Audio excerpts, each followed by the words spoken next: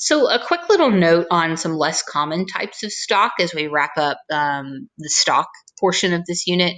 So, fish stock, which I mentioned in the first video, this is made from the bones and the heads of fish and shellfish.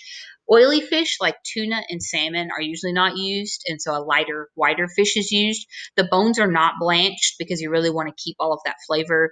And fumés differ because they usually contain an acidic ingredient like white wine or lemon juice, and they do require less time. 35, 40 minutes, an hour is plenty of time. A vegetable stock is light and clear. It does not have the same body. You don't get that mouthfeel because there's no gelatin.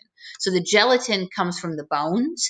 It cooks out in the bones, and that's what gives it that mouthfeel. Gelatin is the same ingredient that makes Jello not Kool-Aid.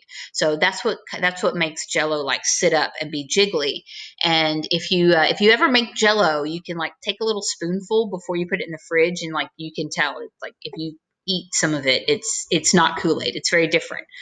If you melt Jello, if you heat Jello once it has set up, then it turns back into a liquid, and it has that same kind of mouthfeel. Um, Vegetable stock is for vegetarian dishes. It's different than meat stock. Strongly flavored vegetables, and so no matter what type of stock you're making, stay away from the broccoli or cabbage family. Asparagus maybe you would be at the bottom end of that, but yeah, Brussels sprouts, broccoli, no, you don't want to put that in there. They're too strongly flavored. Potatoes and other starchy vegetables like corn or potatoes or peas, they'll also cloud the stock and should be avoided. You could add them to your soup later on, but you don't want to cook them in the stock. We talked about commercial bases. I made a separate little video of that, but essentially it's a powder or paste. It's used to replace stock. It'll stay in the cabinet forever. It's a poor substitute. They're usually really cheap, but salt is the main ingredient in those. It's salt and a lot of preservatives.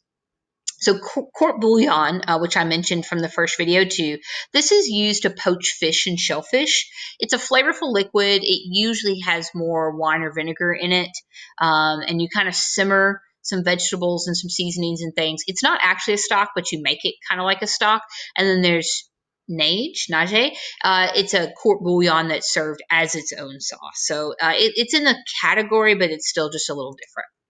An infusion is used a lot in Japanese dishes, and this is a light, flavorful stock. And this is usually made with dried fruits and vegetables, herbs and spices, and you steep it. And so tea is infused water. You take dried tea leaves and you steep them in that warm water, and then you get tea out of that. And so this is the same kind of thing. It's an infusion. It's a little different type of flavorful liquid that's used in dishes. It's going to be a lot lighter than a stock. A glaze, which we'll talk about more when we talk about sauces, it's a very reduced stock. So once you've made the stock, you can put it on the stove and you can cook a lot of that water out. So if you remember, we've talked about reduction and reducing things. So essentially, you just cook it, and you get evaporation. So clearly, no lid. And when you get that evaporation, it concentrates it down. I mentioned that a little bit, like with chili, when you cook chili and you start with the pot this deep and you cook it for a couple hours, and now you have a lot less and you have a lot more flavor. So a glaze is going to have a lot more flavor because you've cooked the water component out. So 1 whole gallon of stock is going to make 1 to 2 cups of glaze. So very drastic reduction.